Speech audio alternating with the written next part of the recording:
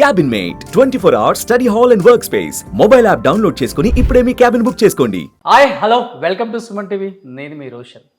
Present నాతో పాటు ఉన్న ఒక గొప్ప నటిమణి గురించి చెప్పాలి అంటే 40 సంవత్సరాలు వెనక్కి వెళ్ళాలి.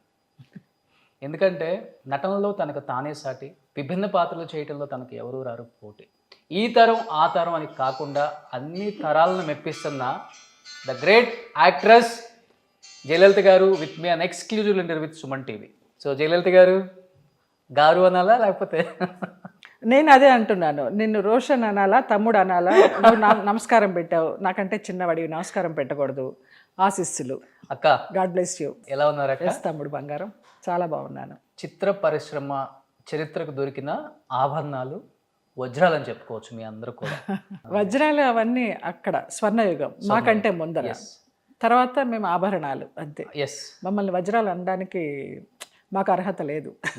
పోనీలే, వజ్రాలతో ఆభరణాలు కూడా ఉన్నాయి కదా. ఉన్నాయి. అది ఎంతమందికి వస్తుంది అవకాశం? చాలా తక్కువ మందికి వస్తుంది. అనుగ్రహం నిజంగా. ఆ వచ్చిన వాళ్ళల్లో జయలలిత గారు ఎప్పుడు ఉంటారు కాబట్టి ఎలా అనిపిస్తుంది ఒకసారి 40 సంవత్సరాలు వెనక్కి వెళ్ళి చూసుకుంటే జయలలిత గారు అనే ఒక చిన్న జీవితం, స్ట్రగుల్స్, అచీవ్మెంట్స్, ఎన్నో అవార్డ్స్, రివార్డ్స్. ఎందుకంటే మీ ఇంటర్వ్యూస్ ఎక్కడ ఇవ్వరు, లేవు కాబట్టి ఫస్ట్ టైం మీ ఇంట్లో ఇంటర్వ్యూ ఇది. Yes, very first time. ఆ క్రెడిట్ కూడా నీకే దక్కింది. థ్యాంక్ యూ అక్క.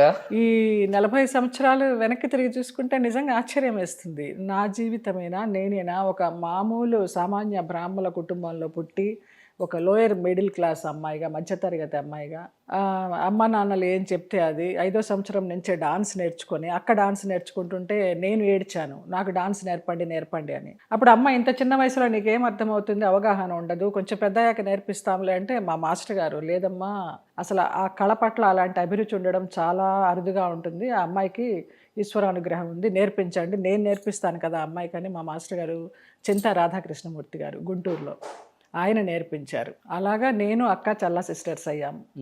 కూచిపూడి డాన్సర్స్. 1000 ప్రదర్శనలు ఇచ్చుంటాం ఆల్ ఓవర్ ఇండియా. అలా డాన్స్ ప్రదర్శనలు ఇస్తున్న సమయంలో విశ్వనాథ్ గారు, మన శివాజీ రాజా గారు వీళ్ళందరూ చూడడం జరిగింది. గుంటూరులో నేను BA ఎకనామిక్స్ చేశాను హిందూ కాలేజీలో. అక్కడ థమ్స్అప్ పోటీల్లో నేను థమ్స్అప్ సుందరిగా వచ్చాను, థమ్స్అప్ బ్యూటీ క్వీన్గా. దానికి శివాజీ రాజా ప్రైజ్ ఇవ్వడానికి వచ్చాను. ఇలా ఉన్నారంటే అప్పుడు ఎలా ఉంటారో ఊహించుకోగలం మేము కొంచెం. AVS గారు వాళ్ళందరూ అంటూ ఉంటారు, మహానుభావుడు పోయి ఎలాగో నన్ను తెలియదు.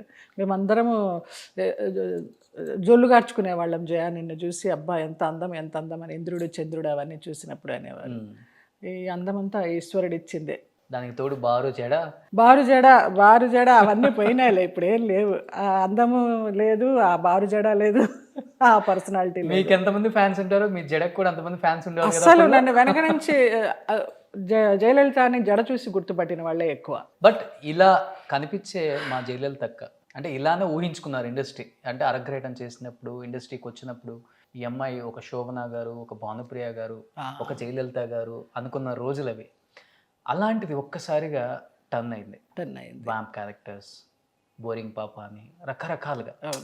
అంటే ఏమనిపించింది ఆ టైంలో? ఏదో వచ్చాయి కాబట్టి చెయ్యాలి, ఆఫర్లు, వెనక్కి వెళ్ళకూడదు అన్న ఉద్దేశమా?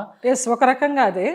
కాకపోతే నేను చెప్పొచ్చేది ఏంటంటే, నువ్వు ఇప్పుడు అన్నావు కాబట్టి ఒక భానుప్రియ, ఒక శోభన అని, నిజంగా అలాగనే నాకు వచ్చిన క్యారెక్టర్స్ అలాంటివే. సప్తపదిలో తన క్యారెక్టర్ వచ్చింది, సబిత క్యారెక్టర్. స్క్రీన్ టెస్ట్ అయ్యింది. అయిన తర్వాత ఆ అమ్మాయి ఏదో DSP కూతురో ఏదో విశ్వనాథ్ గారి ఫ్యామిలీకి క్లోజో ఏదో తెలియదు, మొత్తానికి అలా వెళ్ళిపోయింది. ఆ సినిమా అలా మిస్ అయింది. మయూరి స్క్రీన్ టెస్ట్ అయ్యి మన్నాడు షూటింగ్ అనగా మయూరి దొరికింది, సుధా దొరికింది, ఒరిజినల్ క్యారెక్టర్. అది అలా వెళ్ళిపోయింది. ఇలా నాకు డాన్సర్ క్యారెక్టర్లన్నీ వెళ్ళిపోయినాయి. సహజంగా నేను డాన్సర్ని, నా డాన్సర్ క్యారెక్టర్లన్నీ వెళ్ళిపోయి ఆఖరికి ఏమైందంటే 83లో డిగ్రీ ఫినిష్ చేసి ఇక్కడికి వచ్చా, నటరాజ రామకృష్ణ గారి దగ్గర ఆంధ్ర నాట్యం నేర్చుకుందామని. భరతనాట్యం, కూచిపూడి ఇవన్నీ అయిపోయినాయి, ఇంకా ఆంధ్ర నాట్యం నేర్చుకోవాలని ఇక్కడికి వచ్చా. వచ్చినప్పుడు నాన్న సడన్గా వచ్చారు గుంటూరు నుంచి, హైదరాబాద్ వచ్చి. నేను ఇక్కడే మన దోమలగూడలోనే ఎక్కడ ఉండేది ఆయన ఇన్స్టిట్యూట్, అక్కడే ఉండి నేర్చుకునేదాన్ని స్కూల్లోనే. అక్కడే స్టేయింగ్ కూడా, కళాకృష్ణ మేమందరం కూడా. అది చేస్తున్న సమయంలో వచ్చి నా ఫ్రెండ్స్ మూవీ తీస్తున్నారు, హీరోయిన్ క్లాసికల్ డాన్సర్ కావాలట, నువ్వు చెయ్యాలి అనేసి. అస్సలు నేను వెంటనే లోపలికి వెళ్ళిపోయి నా రూమ్లోకి వెళ్ళిపోయి తలుపేసేసుకుని ఏడుస్తూ కూర్చున్నాను. నేను రాను, నేను ఉంటే డాన్సర్గానే ఉంటాను, నాకు సినిమాలు అవి ఇష్టం లేదనేసి.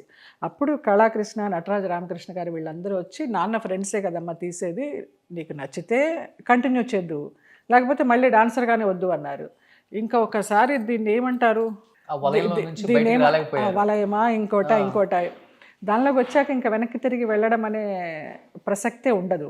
సో వెళ్ళాను. రేపల్లెలో షూటింగ్ పార్ట్ జరిగింది. ఈ పోరాటం మార్పు కోసం ఆ సినిమా పేరు. మన బాలాజీ హీరో, నల్ల బాలాజీ, రోహిణి వాళ్ళ రోహిణి వాళ్ళ బ్రదర్. ఎస్. ప్రభ గారు ఒక వ్యాంప్ క్యారెక్టర్ చేశారు అందులో, అప్పుడు హీరోయిన్ ప్రభ గారు. సో అది చేసుకుని షూటింగ్ పార్ట్ చేసుకుని సాంగ్స్ కోసమని విజయ గార్డెన్స్కి వచ్చాం చెన్నై. వచ్చి అక్కడ సాంగ్స్ చేస్తున్నప్పుడు Samyuktha Films producer, one of the producer Dhanunjaya Reddy, అతన్ని డిఆర్ అంటారు, ఇప్పుడు నెల్లూరులో డిఆర్ ఉత్తమ్ హోటల్ కూడా ఉంది. ఓకే.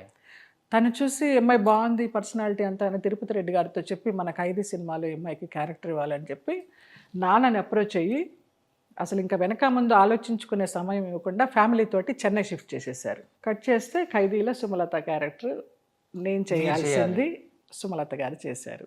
ఓకే. అది కూడా అలా వెళ్ళిపోయింది. ఏదో సమ్ రీజన్స్ మనకి తెలియదు. అంటే శరత్ బాబు గారు అంటూ ఉంటారు, మహానుభావుడు, మన తినే ప్రతి బియ్యపు గింజ మీద ఎవరి పేరు ఉంటుందో వాళ్ళే తింటారు, అలాగే మనం చేసే ప్రతి పాత్ర మీద ఆ క్యారెక్టర్ పేరు ఉంటుంది, వాళ్ళే చేస్తారని. మనం రేపు లొకేషన్కి వెళ్ళేదాకా నమ్మకం లేదు, ఒకవేళ మనం అడ్వాన్స్ తీసుకొని క్యారెక్టర్ వచ్చినా కూడా. అలా ఉన్నాయి పరిస్థితులు ఇప్పుడు. సో సుమలత గారి క్యారెక్టర్ వెళ్ళిపోయింది నాకు. ఏం చేయాలి? ఆ టైంలో మేము సాంగ్స్ చేస్తున్న టైంలోనే మలయాళం మ్యాగజైన్ నానా అని ఉండేది, చాలా ఫేమస్ మ్యాగజైన్. వాళ్ళు వచ్చి ఇంటర్వ్యూ తీసుకున్నారు నన్ను. ఎందుకు ఇచ్చానో తెలియదు, ఇచ్చాను. ఆర్టిస్ట్ అయిన తర్వాత అన్నీ చేయాలి కాబట్టి ఇంటర్వ్యూ అడిగారు, ఇచ్చాను. ఆ ఇంటర్వ్యూ ఐవి శశి గారు చూశారు.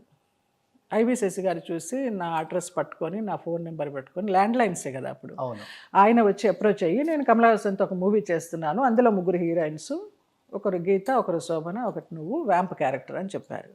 వ్యాంప్ క్యారెక్టర్ అంటే వ్యాంప్ అంటే ఏంటో కూడా తెలియదు అప్పుడు. ఎంత ఉంటుంది వయసు మీకు అప్పుడు? 23 సంవత్సరాలు. ఓకే.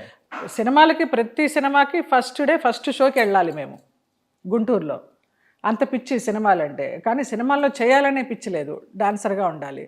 మా నాన్నగారిని నేను ఎన్నో ప్రోగ్రామ్స్ చేస్తున్నప్పుడు ఐఏఎస్ ఆఫీసర్స్, ఐపీఎస్ ఆఫీసర్స్ అందరూ వచ్చి, అమ్మాయి చాలా బాగుంది, మేము సంబంధం చేసుకుంటాం మీ అమ్మాయిని అంటే, హాట్ మా అమ్మాయిని డాన్సర్ని చేస్తాను, మా అమ్మాయికి పెళ్లి చేయను, ఒక వైజయంతిమాల లాగా, ఒక పద్మా సుబ్రహ్మణ్యం లాగానే ఎగిరేవారు ఆయన. అయితే హీరోయిన్, లేకపోతే డాన్సర్. ఓకే. అంతేగాని నేను పెళ్లి చేయను, అప్పుడే తేల్చి చెప్పేశారు ఆయన. అలాగా నాకు విశ్వనాథ్ గారి మేనల్లుడితో సంబంధం కుదిరింది. కె విశ్వనాథ్ గారు. నేను 10th ఉండగా తప్పా. 10th 2 సార్లు ఫెయిల్ అయినాను. వాళ్ళ ఇంట్లో అద్దెకుండేవాళ్ళం. అప్పుడు వాళ్ళ మేనల్లుడు సుబ్రహ్మణ్యం గారని, ఆయన అమలాపురంలో మెడికల్ రిప్రజెంటేటివ్. సో వాళ్ళకి నచ్చి మీ అమ్మాయిని మేము చేసుకుంటామన్నారు. నాన్న ఒప్పుకున్నట్టే ఒప్పుకొని కరెక్ట్గా నిశ్చయితాంబూలాలు పుచ్చుకునే రోజుకి ఎస్కేప్ అయ్యారు. వీళ్ళు చూస్తున్నారు, ముహూర్తం టైం అయిపోయింది, ఆడపిల్లి వాళ్ళకే ఎంత అంటే మాకెంత ఉండాలి, మేము చేసుకోం ఈ సంబంధం అని, అది అలాగే వెళ్ళిపోయింది. అప్పటి నుంచి విశ్వనాథ్ గారికి కొంచెం ఉంది, ఆయన ఏ లోకల్లో ఉన్నారో తెలియదు, అబద్ధం చెప్పకూడదు. బ్రాహ్మణ అమ్మాయివి, డిగ్రీ చదివావు, డాన్సర్వి, నీకు అవసరమా సినిమాలని తిడుతూ ఉండేవారు. శృతిలయలు ఇచ్చారు, ఓకే, అంత ఎంకరేజ్ చేయలేదు నన్ను ఆయన. అది శృతిలయల క్యారెక్టర్ అందరికీ నచ్చింది, కానీ దాంతో నాకేమీ టర్నింగ్ పాయింట్ అదేమీ రాలేదు. సో ఇలాగా అనుకున్న క్యారెక్టర్లన్నీ పోయి ఐవి శశి గారి మలయాళం మూవీ తోటి నేను కమలా హాసన్ గారితో చేసి, తర్వాత ఇంద్రుడు, చంద్రుడు, రామానాయుడు గారు నీ పక్కన చేసిన అమ్మాయి ఎవరు అంటే, నాన్న ఫ్రెండే ఇంతకీ రామానాయుడు గారికి. చాలాసార్లు నన్ను స్టూడియోకి తీసుకెళ్లారు, రామానాయుడు గారి స్టూడియోకి తీసుకెళ్తే ఆయనకి విష్ కూడా చేసేదాన్ని కాదు. ఆయన ఏమన్నా అడిగితే విసురుగా వెనక్కి తిరిగి వచ్చేసేదాన్ని. ఆయన ఒక 1000 మందికి చెప్పుంటారు ఆ అమ్మాయి పర్సనాలిటీ కానీ, అమ్మాయి అట్లా వెనక్కి తిరిగినప్పుడు కానీ, అమ్మాయి జడ ఇలాగ ఆ పిరుదులు దాటి ఇలాగ కొట్టుకుంటుంటే, అబ్బాయి ఎంత అందము, అసలు హీరోయిన్ అవ్వాలి కదా ఈ అమ్మాయి అనుకునేవాడిని అని చాలామందికి చెప్పిన సందర్భాలు ఉన్నాయి, నాకు చెప్పిన సందర్భాలు ఉన్నాయి. కానీ ఆయన ఇవ్వలేదు. ఇంద్రుడి చంద్రుడిలో ఆయన నాకు వ్యాంపే ఇచ్చారు. సో ఇట్లా అన్నీ వరల్డ్ ఈజ్ టూ స్మాల్ అని లింకులన్నీ ఇలా కుదిరి ఆ మలయాళం పిక్చర్ చేయడము, ఈ తెలుగు పిక్చర్లు చేయడము. ఇంకా ఎప్పుడైతే మనం అనుకున్న క్యారెక్టర్లు రావు, ఏమొచ్చినా చేయాలి, ఫ్యామిలీ మొత్తం వచ్చేసింది నాతోటి. 14 మెంబర్స్ ఆధారపడి ఉన్నారు. 14 మెంబర్స్. నాకు మేము మొత్తం 5గురం, ఇక వాళ్ళ పిల్లలు అందరూ అమ్మ నాన్న నేను అందరం ఒకే ఇంట్లో ఉండేవాళ్ళం లేక్ ఏరియాలో నంగంబాకంలో. అప్పుడేం తెలియదు, ఫ్యామిలీ నన్ను నమ్ముకొని వచ్చింది, వీళ్ళని గెటాన్ చేయాలి. మళ్ళీ వెనక్కి వెళ్ళామంటే బంధువుల్లో బాగోదు, వెళ్ళిన వాళ్ళు వెళ్ళినట్టు గోడ కొట్టిన బంతిలాగా తిరిగి వచ్చారని నిందలేస్తారనేసి, పర్లేదు ఏమైతే ఏమైందనేసి దాన్ని సాక్రిఫైస్ అంటారా లేకపోతే నా ఫ్యామిలీ కోసం నేను చూసుకోవాలి అనేదా, వాళ్ళని బయటపడేయకుండా అనేదాన్ని కంటిన్యూ అయిపోయినా. ఏ క్యారెక్టర్ వస్తే ఆ క్యారెక్టర్.